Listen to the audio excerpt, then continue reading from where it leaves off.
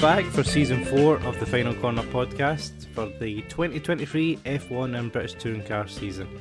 We're kicking things off this year with the 2022 Bahrain Grand Prix and a little preview of the season ahead. Joining me as always is Tom and Nick. Welcome, guys. Hello. Hello. We're back. Some said we would. Yes. We couldn't be bothered, but here we are. Yeah, we couldn't be bored at the end of last year, but we're definitely bothered this year. Because it's so different. Yeah, yes. it's so different. I mean, the gap at the front's got bigger, so we're all excited about that. So, Bahrain, first week up. We also didn't make a preview show last week, so we'll do a bit of a preview now. Been a lot of driver changes, as we spoke about last year, and over the off-season there's been a lot of team principal changes, which I think, Nick, you've got a list of all the pirings and firings. Yes. Let's start with Andreas Seidel left McLaren to go to Sauber/Audi. Perfect timing. He got out there. CEO. Yeah. Yes. So he's the overall CEO of the group, I believe, the Sauber group. But he's more in charge of trying to bring Audi in the future. But also at Alfa Romeo, Alessandro Aluni Bravi. What a name. I've never heard of him before What either. a name. Who is the team lawyer and representative. So Wow. God knows what's going on there. He's Well, not a team principal. He is a representative. That's awkward for. Yeah. In terms of who does the hierarchy internally, who knows who's the boss? I suppose he is. Yeah. It's all to do with Seidel, though, really, isn't it? Like joining Audi and stuff in the transition. So they're probably going to make Seidel or hire someone else bigger soon. Yeah. I think it's very much an interim appointment. Yeah, definitely. And Seidel's replacement at McLaren is Andrea Stella, who has been around the paddock for many a year.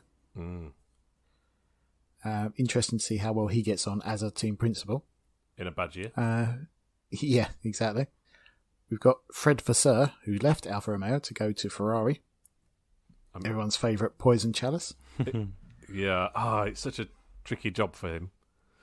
But then when it comes, you've got to say yes. Yeah, and there's history there, isn't there, of French team principals doing well? Yes. Yeah. That's clutching at straws a bit, maybe. Yeah, I know. And the last one we have is James Vowles, who has left Mercedes to become the bigwig at Williams. I'm still bitter about Capito losing his job at the end of last year. I think them stepping forward a bit has nothing to do with Vowles. I'm just going to put that one out there. That'll be later on in the year. Yeah. Although from what I read, Capito was the one who left rather than was pushed. Yes. Yeah. Don't know if that's true or not. Maybe he gets to Sauber in a year's time after some garden leave or something. I don't know. Possibly. Yeah. And the big news is that Mike Crack's still here. Yes. And we get to hear from him more often than ever, right? Because now they're successful. Yeah, exactly. I still haven't seen an interview with him ever. They always just go straight to Lawrence Stroll. Yeah, which is a bit weird, isn't it? Because imagine the other teams just going straight to the owner. Yeah. It's kind of odd. But he did an interview on one of the Formula One podcasts recently.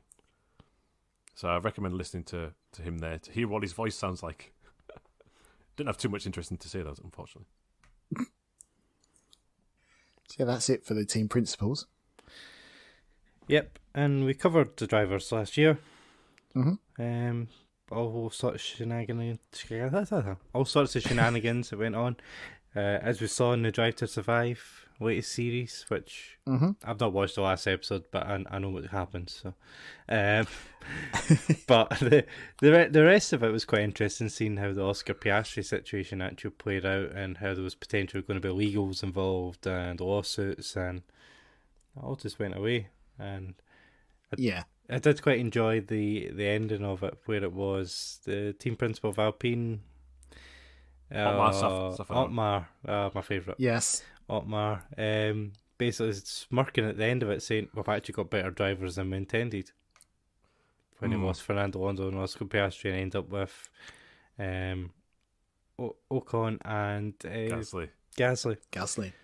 Which I rate Gasly a lot, but would you have Gasly or Piastri? Yeah. It's a Well, tough one, that.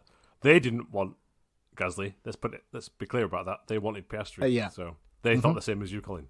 Yeah. Whichever way he spins it. Ultimately, he's changed his mind. Well, he first wanted Alonso, and Alonso done him the dirty. So, Pierre Gasly's now third choice. There were amazing scenes there, though, where it was almost like a clip where Otmar's in the pit lane and he's like talking on the phone on his AirPods, is it? Yeah. And he's saying like, "Oh, well, there's something weird going on," and then it was right. There was something really weird going on that weekend. Mad. That's Alonso, though, for you. Yeah, that was the best bit of the whole series for me.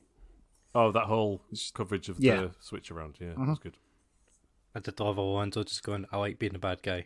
I'm the bad guy. Yes. He's good at entertainment, Fernando. He's very good at entertainment. What did you think he Drive to Survive then, if you watched it all?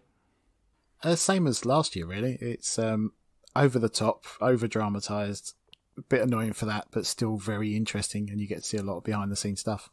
Yeah, well said. There's a lot of purists more than ever going, "Oh, I'm not going to watch it now. Oh, it's gone too far." No. But those criticisms are correct. You're still going to watch it because I still find it enjoyable and I still learn from it.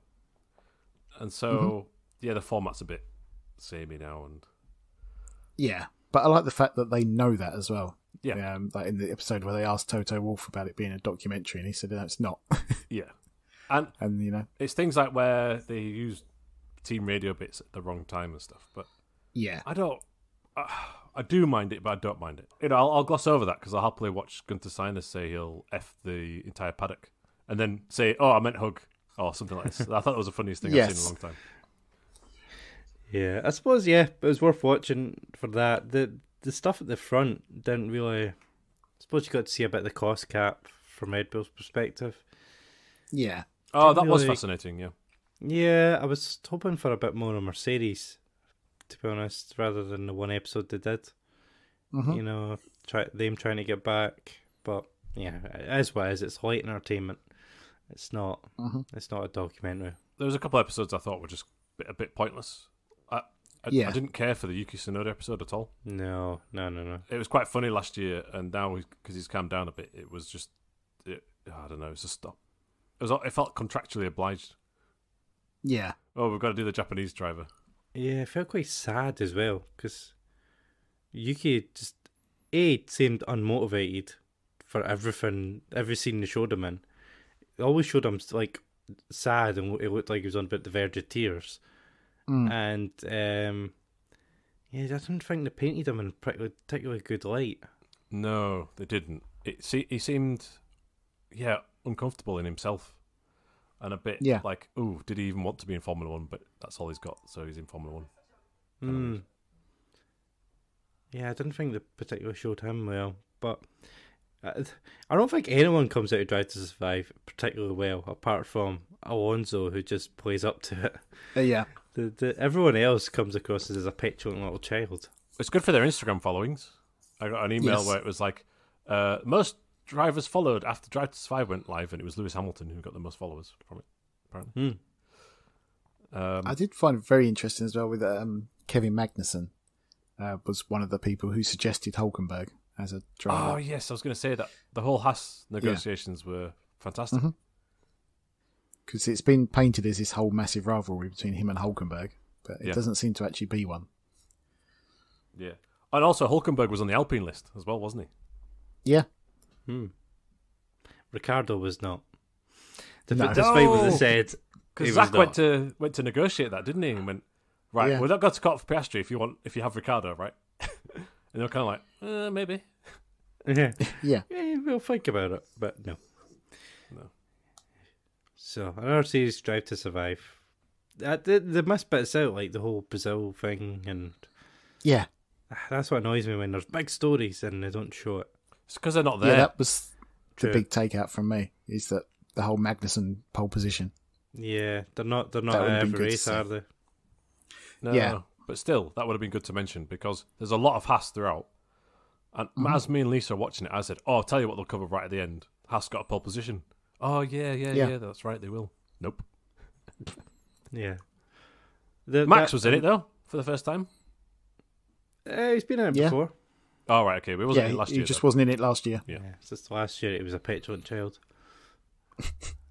So it makes you think that all those talking head bits are all done at the end of the year, and then Possibly. and then they're maybe asked to say like, right, remember you if you're in race 2, what do you think about this? I feel like that's how they do it, but I could be wrong there. I'd love someone to let us know if I'm wrong there. Oh, we forgot the was it staged, was it not staged meeting of team principals arguing about porpoising. Oh. I've got it on an email. yeah. I printed it out. What is it? Is that what Toto says? Lost a bit of respect for him. Yeah. Yeah. Well done. You managed to print something. It's bad to the environment, Total.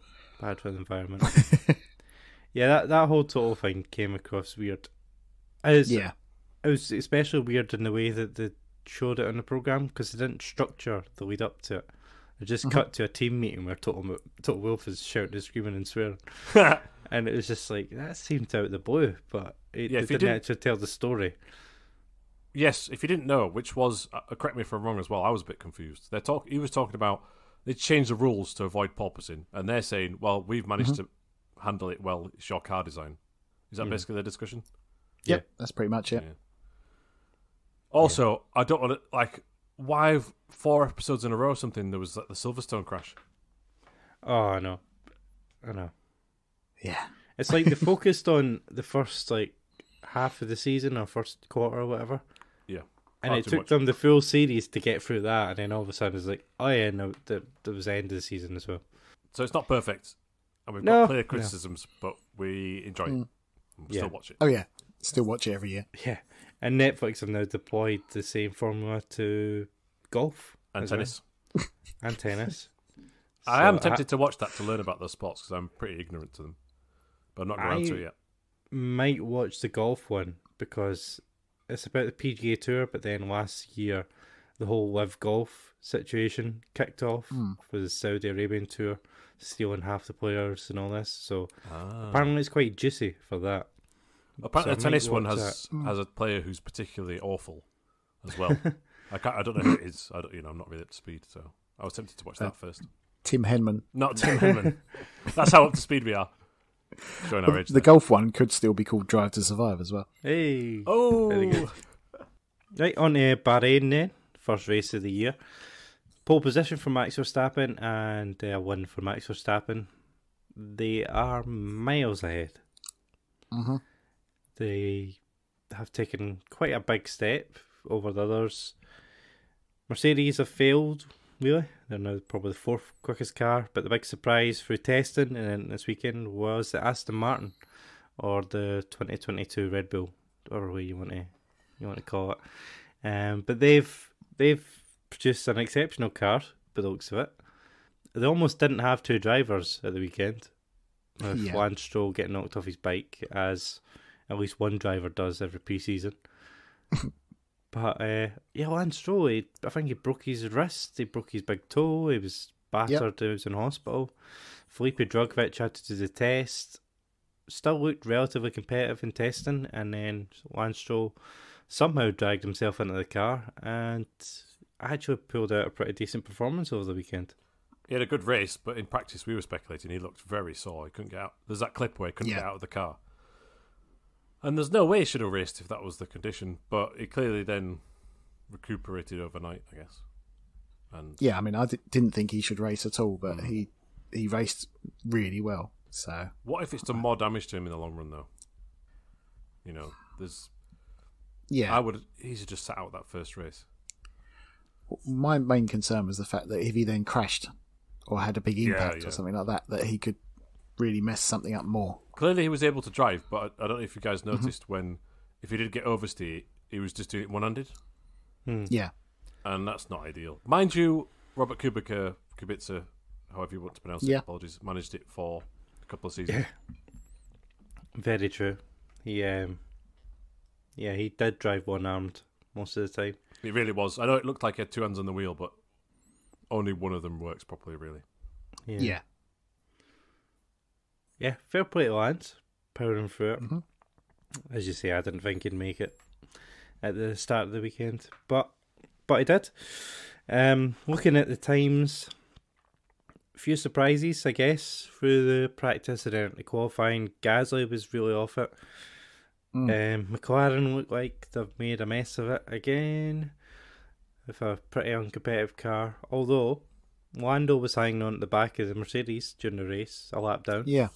But overall, their pace looks pretty poor. Williams look like they've made a bit of a step forward as well, but the big jump is of Aston Martin, which a lot of money I think is getting poured into that by Lawrence Stroll and his partners, and a lot of tracing paper taken.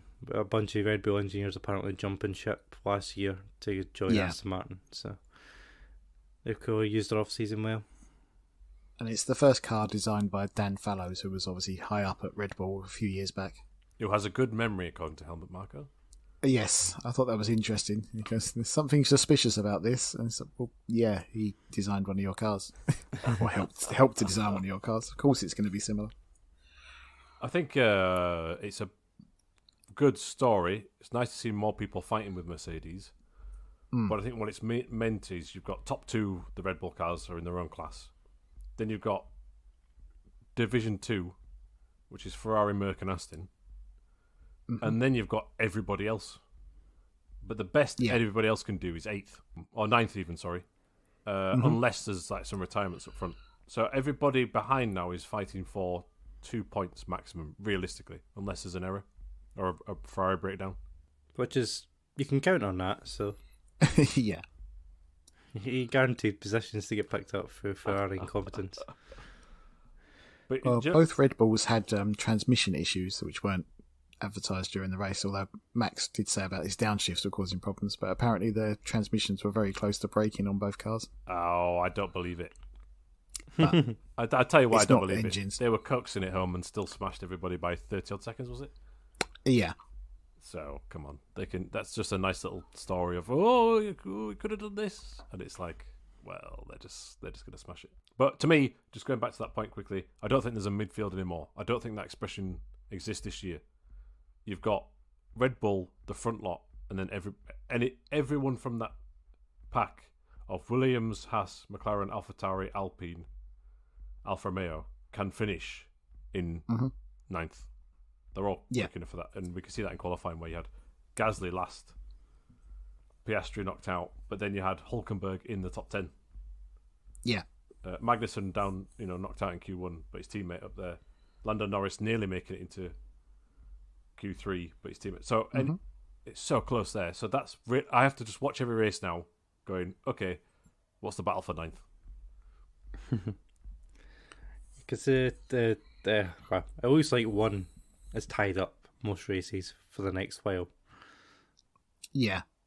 So you are kind of looking, what's the fight for the last step of the podium, and what's the fight for the end of the points? That's kind of where we're going to be looking, I think. I do think Leclerc would have easily, at that one race, he's quicker than Sainz and quicker than Alonso, so he's kind of on his own a bit as well, maybe. We'll see. There is still hope for the rest of the year with the fact that, well, there is at the moment anyway, the fact that Red Bull don't have as much development time, so maybe the other teams can catch up a bit. That's the only hope we've got at the moment. Yeah. It's like when people say, "Oh, Mercedes are going to go radical updates." I think they were saying today. I read, radical changes. But every other team's also moving forward as well. So it's all relative. McLaren, they said they changed their philosophy in September when they were already several months into designing their car. McLaren knew this car was a dog, so they're already expecting a change in a few races' time, isn't it? Baku. Yeah. Apparently, the Baku is basically going to be what should have been their launch car. Right. Is Baku going to be the race that you bidding it? Oh, I see. Well, that's a terrible start to the year. Yes. Seedle, perfect time. See you later, mate. But at least McLaren looked at their philosophy and went, "This isn't going to work." Whereas Mercedes looked at their philosophy and went, "Yeah, sod it. We'll just stick with it." Yes, allegedly, it met all their internal targets, which clearly their internal targets weren't good enough. No. Yeah, whatever their CFD was telling them was wrong. Yeah. So they're going to have to take a look at that model, and I think. But, Toto was saying that they're basically major revamp. There's rumours that James Allison's stepping back into the car design role. He's going to be overseeing the upgrades coming forward soon, and Toto wants a radical upgrade. radical change in direction, which Draw. I'm kind of counting Mercedes out this year already. Same. My since before we go into the race, we didn't get our predictions in from last week, and I'm already regretting one of mine. I'll be honest. I predicted Max for the title, but I was going to predict Ferrari for the teams. Ooh. And I realised I've made a grave error in that. So that would have been my 2 predictions last week. Yeah, it's not looking good. No, I mean, I think no one can not predict Max for the title. And teams is just down to Checo, isn't it? Yeah, we're already a bit down in the dumps. We're supposed to be excited for the season, but it's just a bit. It's not. I'm not bemoaning the people at Red Bull who made an amazing car and Max Verstappen for being a world-class, world champion, deserved driver. It's just you want to see a bit more of a fight, don't you? And this is reminiscent of one of those years where one of the 3 out of the 4 years where Vettel just ran away for the year. Like when Vettel won 4 back-to-back for Red Bull, it sounds quite boring on paper, but 3 of those years, I think someone else could have won the title going into the final race. But one of them, I think it was 2012, maybe he just smashed it. Yeah. And even if you have great battles for 9th on the podium, it does take the wind out of the sails a bit when the race wind's not really up for grabs. So we'll talk about the race then. Oh yeah, sorry, we're going all over the place there. So the race then, we had Max on pole from Perez, Leclerc, Sainz, Alonso, Russell, Hamilton, Stroll, Ocon, Hülkenberg was the top 10. Both Ferraris get a better launch than Perez. Sainz tried to go to the inside, right hand side of the track. Leclerc went to the left. Sainz was getting pushed out of the road, had to back out, but Leclerc kept it round outside turn 1 and managed to get himself up to second. Hamilton managed to jump Russell at the start and then got Alonso up into turn 4. Alonso was trying to get a switch back through turn 4, but then gets hit by his teammate who's fighting George Russell at that point. Actually, for the first time ever, I'm not going to blame Lance Stroll for this. How about you guys? Really? Yeah, because I don't think he ever expected Alonso to take the line that he did. Yeah, I'm kind of with you on that. But yeah, I'm sort of thinking he did go in too deep and he shouldn't have made contact. But yeah, I can see what you mean as well. The way he switched back is a much shallower line than you'd normally take. But yeah, especially when it's your teammate, you just got to be a bit more careful, I think. I will blame Stroll for the one in qualifying though, or practice. Where was it Piastri was overtaking someone, and he's just parked at turn 1 in the break. Oh yeah. I'll blame him for that one. But yeah, I didn't really think he could do much else there. Well, it wasn't expecting what Alonso was going to do.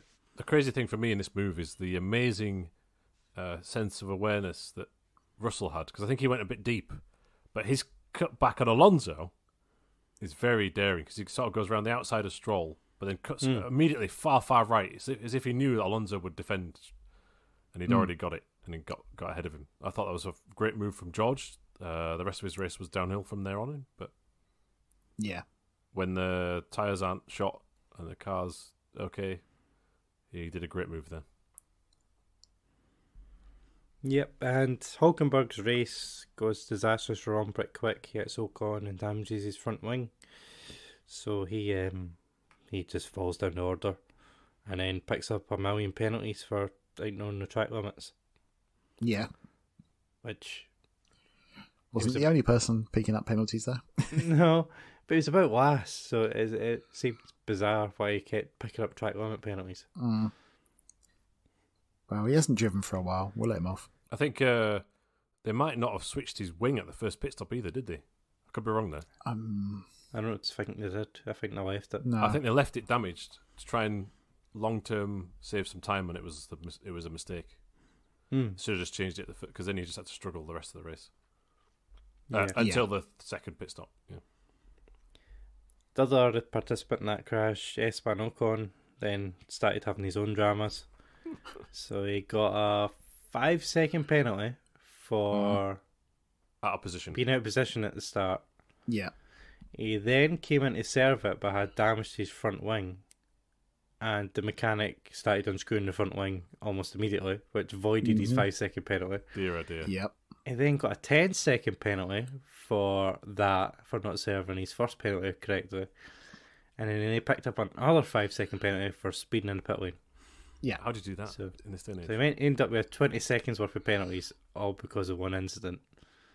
Being out of position, he's got box at the start, essentially. Which... It's just unravelled. Alpine. What are you doing, man? Yeah. Surely someone should have told the mechanic, don't touch the car for 5 seconds. He just jumps right in and starts unscrewing the nose. It's bizarre. Yeah. That's a complete failure. It was really embarrassing. I mean, Ocon's made some mistakes, but he was saying in the post-race interview that, we need to look at the procedure, so maybe he's almost blaming the team for how he lined up as well. I don't know. You don't know if each team's got their own process for that. And maybe it didn't work for him. But it shouldn't have been speeding the pit lane, regardless. So. Well, that's what was confusing, because he was blaming the FIA afterwards. He's like, we've been doing the same thing for like 4 years. Like, what same thing? Hey, what's the same thing you've been doing? You've been speeding in the pit lane and getting away with it. Yeah. You've been not serving your 5-second penalties properly. Like, how's any of that the FIA's fault? Hamilton's in front of Alonso and Russell, but he pits first to try and get the undercut, and Alonso gets past Russell. Started at turn 4. Russell tried to fight it back, and then had to give it up through the last section. The only reason Russell was there is because Alonso got a big snappy oversteer through turn 4, which he seemed to constantly get. Yes. Yeah. He got it later on, didn't he? Yeah, which is strange. It's that it kept happening there, and not anywhere else on the track. I mean, unless maybe he did have a slight amount of damage from that contact with Stroll that, I don't know, is anything I can think of. Yeah, he did take a whack on there, you're right.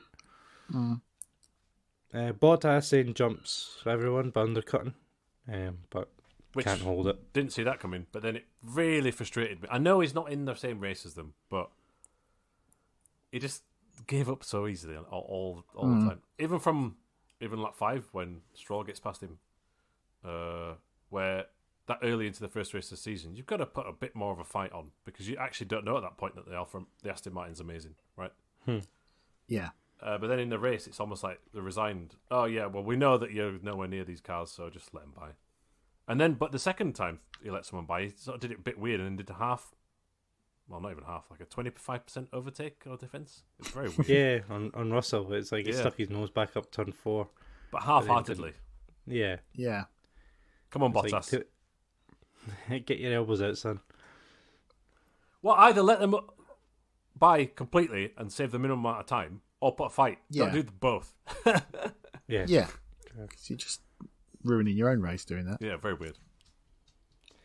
Leclerc had a few lockups in his first stint, which kept Perez close behind, and then Sergio easily passes him on lap 26. He had a go in the lap previous, I think. Couldn't make it go, but lap 26 he could have done pretty easily. He's on softs at this point, though, right? Yeah, everyone's on softs at the start. Oh, sorry, I've got a bit confused. Carry on.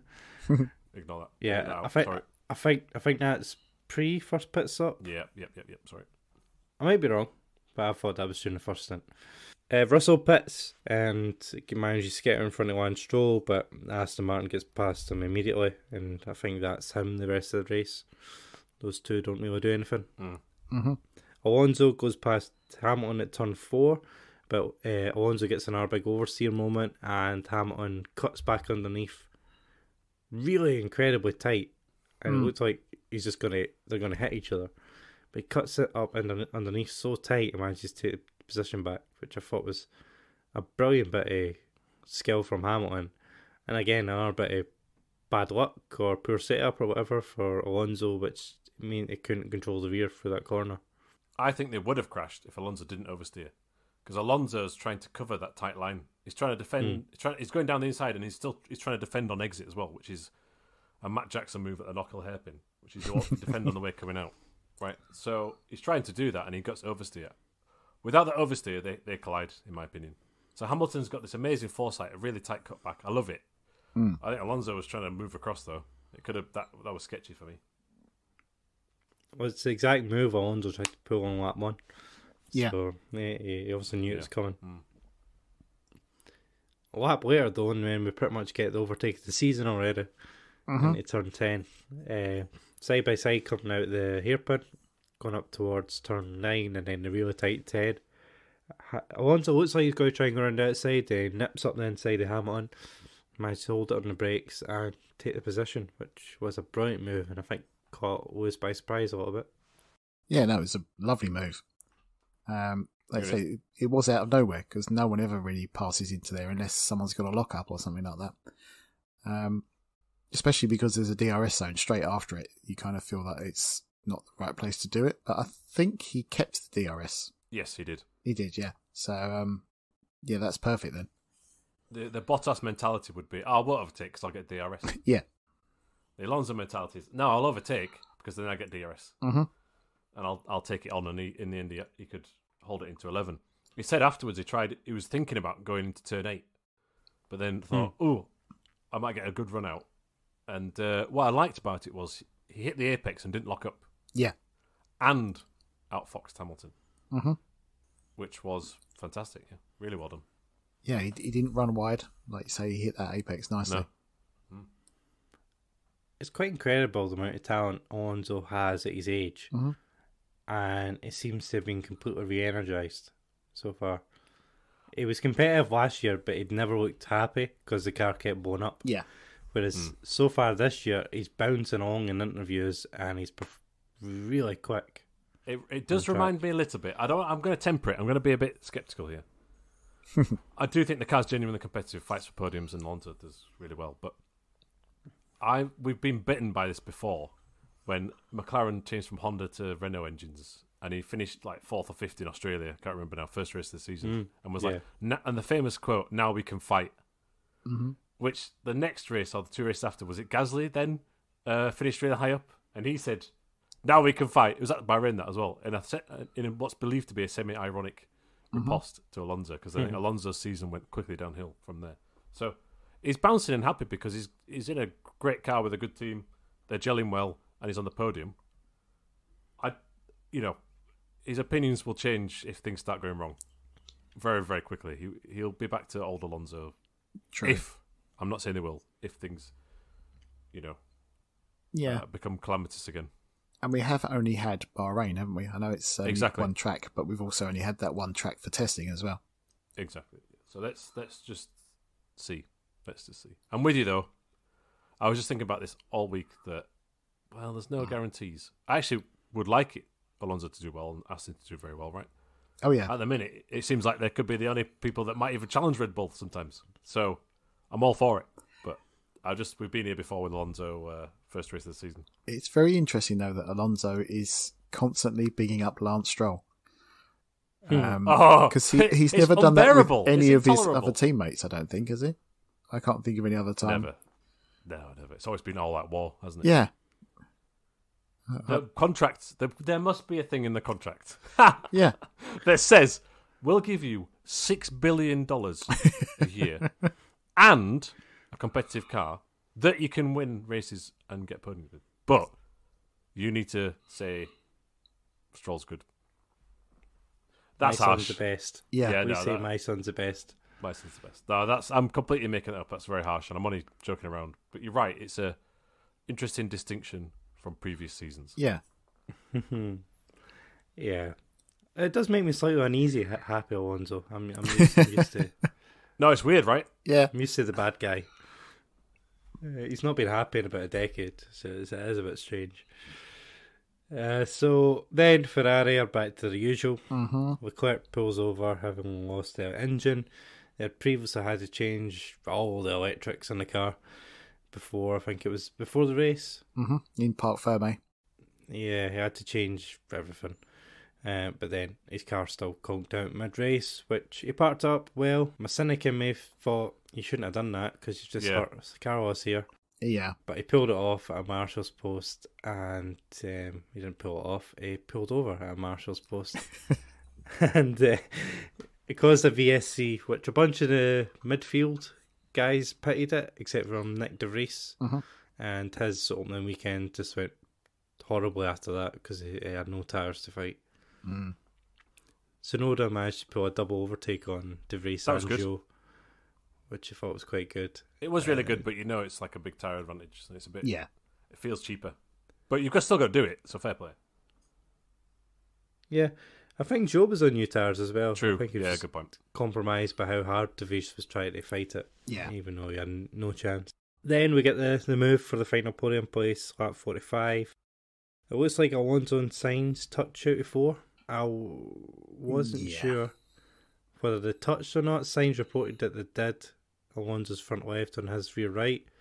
But the cameras didn't really show if they were close. If they didn't touch, they were close. They're very hard to tell. Yeah, but it looks like he had another big oversteer moment there. So going into turn 10, it looks like Alonso wants to make the same moves he did on Hamilton, but Sainz is wise to it, covers the inside, locks up though, which allows Alonso to close up, get the DRS on the back straight, and he passes him into turn 11, which again is not a place you see much overtaking. No, that's true. Nice move. Like, Sainz took the inside and locked up, which is very easily what we said Alonso could have done when he was getting past Hamilton, but didn't. End of the race was Hamilton putting a little bit of pressure on Sainz, but could never get close enough for a move.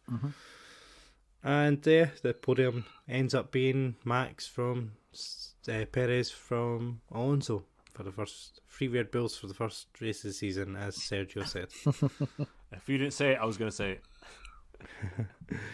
So, the big story is Aston, and it'll be interesting to see how long they can stay. Probably ahead of Mercedes. They are ahead, even though they were split in qualifying. It'll be interesting to see how far they can stay there, and if they've got a race pace advantage over Ferrari, how close they can stay to them as well. We don't really know because, again, like Nick said, we've only had one track. But the other thing is, Alonso lost positions on the opening lap, which impacts the race significantly, I think. If he's in clear air around a Ferrari, it might be very different. Yeah. He finished 10 seconds ahead of Sainz, but he was still 18 behind Perez. Yeah. I just sort of think if he didn't lose positions at the start, he might have been challenging Leclerc. You never know. I just don't think in that scenario, in that race, he would have been. No. So we're at Saudi next, which is a very different track. Silverstone with walls and all that. Yeah. A lot of changes to the track as well, I believe, like opening up of some corners and things like that. To try and make it so as it's less unsighted in some areas. Less walls for Mick Schumacher to hit. Pretty much. It's funny how he's not here. He's not here. I think he'll be standing next to Toto. Oh yeah, true. He'll be standing next to Toto. It's weird seeing him do that. Yeah. It's like a lapdog, isn't it? It's very odd. The whole reserve driver has to stand next to Toto. Very strange. I have to say as well that I was very impressed with Logan Sargent. Because everyone, including me, just expected him to be last. By a margin. He looked very competitive. So did the car, to be fair. I mean, he outqualified Magnussen, Piastri, De Vries and Gasly. Fair comp. Yeah. And then was up there nearly for the points in the race, right? So Yeah. Yeah. He ended up 12th. Albon got a point, which is a nice step for Williams' first race of the season. Sargent was only lapped on the last lap, I think, as well, really. So yeah, I thought it was a very impressive debut. Plus, I also want to shout out to Pierre Gasly. He was last in qualifying. He managed to get to 9th, which was helped by his teammates' endless penalties. Yeah. And eventual retirement. But yeah, I thought he did pretty well. And that Alpine, the car looks weird. Yeah. I did see a lot of journalists, and I respect them, and I don't envy their position of trying to work out who's quick from testing. But the consensus among 3 different outlets I've read and watched videos for and listened to podcasts for were, Alpine's, turning down the wick in qualifying. They're playing it cool. And we know this because they're confident in interviews. And it turned out that, no, that's about where they are. Yeah, the look way they've went backwards. Yeah, I think they have. From last year. Which will make Otmar very sad in next year's Drive to Survive. Yeah. Oh, yeah. I'm here for that, though. Yeah. We mentioned McLaren, who were Naff. who are McLaren, basically. Piastri retired on his debut with car problems. Lando Norris had to pit constantly for, I think he was filling up was it the pneumatics or the hydraulics? Yeah. Pneumatics. Yeah, so he had to pit constantly. But as I say, there was a long period where he was right behind Hamilton and Alonso, and he was on the back of them. He wasn't dropping off, which He locked up and nearly wiped out Hamilton at one point. Yeah. Yes. But if that's a true reflection of the race pace, that's pretty good. It is, but he was on fresher tyres at that point. I was just going to say the That's same. true. And That's true. with Because the of his knowledge that he's going to have to pit pits. again, so he can take all the life out of the tyres, right? Yeah, because he Very could true. only do 11 laps at a time. That's true. I was trying to find some crumbs of comfort from McLaren, but his pace was impressive at that point. But as you say, yeah, there's probably reasons for that. Despite our cynicism, though, I don't think you should write off McLaren at this stage. Like No, you were I don't saying, either. Nick, they understand the philosophy's wrong. They've got something new, but I do think that with the reliability was sorted, they could have been a bit quicker in the race than we saw, but they were never in the right position. So No. And Piastri's was the electrical problem, which they thought was in the steering wheel, but it turned out to be in the steering column, which is why changing the steering wheel didn't do anything. yeah, and I think last year they really looked bad, didn't they, for the first two races, and all of a sudden, actually, they were best of the rest for the rest of the year. Well, Norris was. So Yeah. I just don't think the form book. We've got a rough idea now. I think it's clear that Red Bull's so far ahead, you can't catch that. But this Ferrari, Merc, Aston thing is not decided, I don't think, because it could be track specific. And the rest of the midfield, still can't even write off McLaren for the next race, I don't think, to get points. You know, Norris is a great driver. He'll pull something out of it. Oh, yeah. Yeah, it seems to be a lacky front end that they have trouble with the past few years. But if they're bringing a major update, fingers crossed. As a McLaren fan, there's been a few false dawns over the past couple of years, Yeah. and it's not quite delivered yet. Like I said, don't write them off, but I still think it's a gradual decline at the minute. Yeah. Zach Brown will be away within the next 18 months. Maybe. I would say. He's sacked about everyone he can at this point. Because Aston is now, they're not a competitor with them. No, they're ahead. No. It's gone. They're away. So they're looking at Alpine and the rest again. Yeah. Try to fight for fifth at best. Which is a shame. I'm going to be real interested to see what Mercedes do now, though. Because the way they're talking, it's not an update, it's a revamp. It's a new philosophy that they want. I was reading some stuff on the current car now, and apparently they have their cockpit further forward than other drivers, the other cars, which means that the weird side pod design is actually a compromise because of the position in the cockpit. 'Cause it's slightly further forward, which forces the engine cover to change, and it makes their weight distribution completely different from Red Bull and Ferrari. So this article was talking about whether they're going to go as fundamental as move the cockpit back and start changing the side pods, which would be a huge change to do mid-season. Yeah, I can't believe they did mid-season. With a budget cap. Yeah, exactly. So I think their overhaul is going to be 4 changes and possibly side pods and wing enhancements. I don't think we're going to see anything fundamental, but I'm interested to see how far they can push it without going $100,000 over the budget cap like Red Bull. Yeah. Ended up doing. The cynic in me is thinking, do they deliberately go over the budget cap and say, well, it only cost Red Bull $7 million? I can't see that happening, but Well, someone will do that. Yeah. It won't be Zach Brown, otherwise that'll be pretty embarrassing. yeah. His letter. Yeah. McLaren are purposely £10 million under every year just to make sure he does not want that egg on his face.